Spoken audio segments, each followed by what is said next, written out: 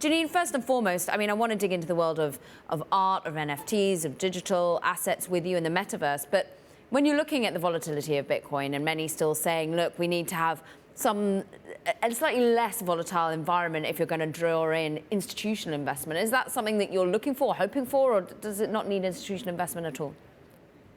Well, I think if we are trying to remove volatility from crypto, we're doing crypto a disservice because the thing people actually love about it is the volatility. And the sooner we admit that, I think the happier we'll all be. It's addictive in that it's so volatile and these crazy swings are not abnormal for crypto.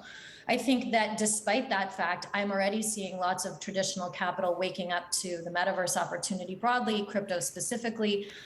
And we're seeing more and more what I would consider to be slow-moving capital, pension funds, pension fund advisors, really trying to get smart on the category, which leads me to believe that in the next 12 to 18 months, we're going to see a pretty dynamic shift in asset allocation models where even the slowest moving and most traditional and risk-averse capital players and allocators are going to look to allocate to crypto and specifically to metaverse. It's just too big of a category to ignore, and it's irresponsible not to look at it because their LPs will require it. Exactly, and I think there's an element that, you know, for want of a better phrase, the gateway drug has been Bitcoin, and then you start looking at the other alternative coins that are out there. But there's also more traditional ways of getting exposure. You're looking at Square with its new white paper, looking at decentralized exchange. You have, of course, Metaverse, the rebrand of Facebook, if people want to play the Metaverse sphere. Even Nike looking to get into that space with Roblox. I'm interested in what you think some of the most interesting plays on Metaverse are for you at the moment. So you mentioned that you think Bitcoin is the gateway drug, and I think that has proven to be true for a certain subset of the population.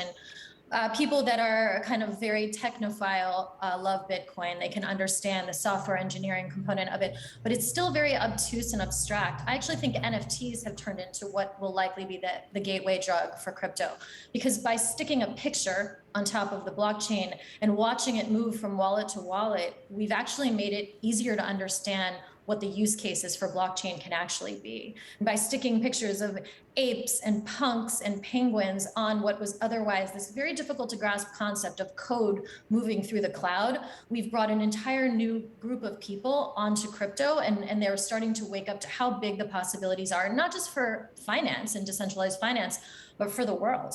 We're seeing entire communities form around NFT projects that otherwise filled with people that never would have met in any other way, aside from the fact that they all own one of 10,000 JPEGs that all happen to have some features in common. It's really, truly transformative. And I do believe it's going to change many, many things about the world we live in today. Okay, talk us through that, because for the devil's advocate on the other side, there's people saying, well, just a JPEG isn't enough. You've got NFT Bay, which is basically taking sort of terabytes of data and just right-clicking on each NFT and saving some of these, say, JPEGs, and they're trying to sort of say what perhaps, yes, it's a cultural revolution in some respects, but for them, they don't feel that they can understand fundamentally what people are buying when they're getting into NFTs. They say, you know, it's nothing more than direction on how access or to download an image. What would you say to that? I would say that they're actually missing the point entirely. The artistic merit of an NFT has almost nothing to do with whether it's valuable or not. And the value of an NFT is comprised of three distinct components. It's scarcity, the innovation and how innovative it is relative to other NFT projects, and the strength and size of its community. And you'll notice I never mentioned how artistic it is and whether it's artistically important, because that's not really what it's about. The way I explain it to people who have a hard time understanding, it's kind of like owning a Ferrari. A Ferrari is a car. It can get you from point A to point B, but that's not what's cool about owning a Ferrari. It's kind of like the JPEG component of an NFT.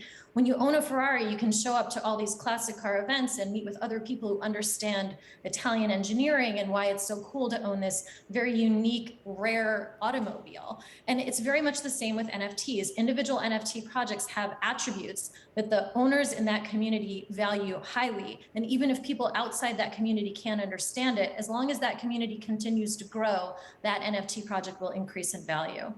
Okay, interesting. So because in a way, you know, you talk about its scarcity, but to the eye of the beholder, it's very hard to sort of show scarcity in some way, shape or form. I know in particular you've sort of looked at scarcity of certain apes versus CryptoPunks versus fantasy islands and the like, but when inherently you can just see a visual on a screen, How do you think it's going to be? Do you have to be inside the club, understand the provenance to be able to sort of be excited by that rarity? No, you just need to be able to count.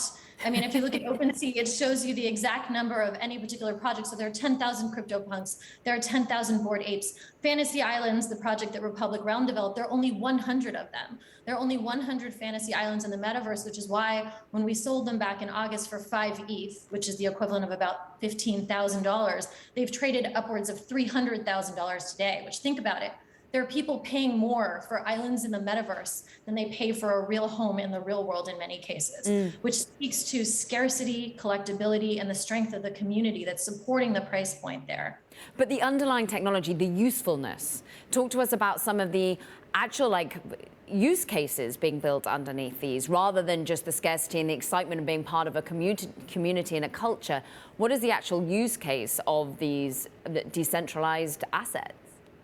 Well, for the ones that are built in game, like Fantasy Islands, it's the idea of having a space that's yours. You can host a party there. You can invite your friends there. It's the same as owning, a really big house in Malibu on the beach. It's social validation, it's social currency, and it's the ability to have something that other people cannot have. And that's why we're so bullish on the in-game NFTs that have real utility, because you'll be able to go there and own it and say, look, this is my house, this is my island, I own it, and you can come if I invite you, but otherwise it's only for me. And just if you're a complete novice on this, what games should we be looking at? Is it all Axie Infinity that we should be looking at, or where is the excitement for you right now? So, people tend to think that there's one metaverse, and we track at Republic Realm over 180 different metaverses and more every single day. We have an analyst on our team who does nothing but track new metaverses, which range in stage from, just a PowerPoint presentation to have already launched. The one that has been around for the longest, that people know the most, is Decentraland. We put Fantasy Islands into the sandbox. There are some others that we're also very excited about. Treeverse, Morandus.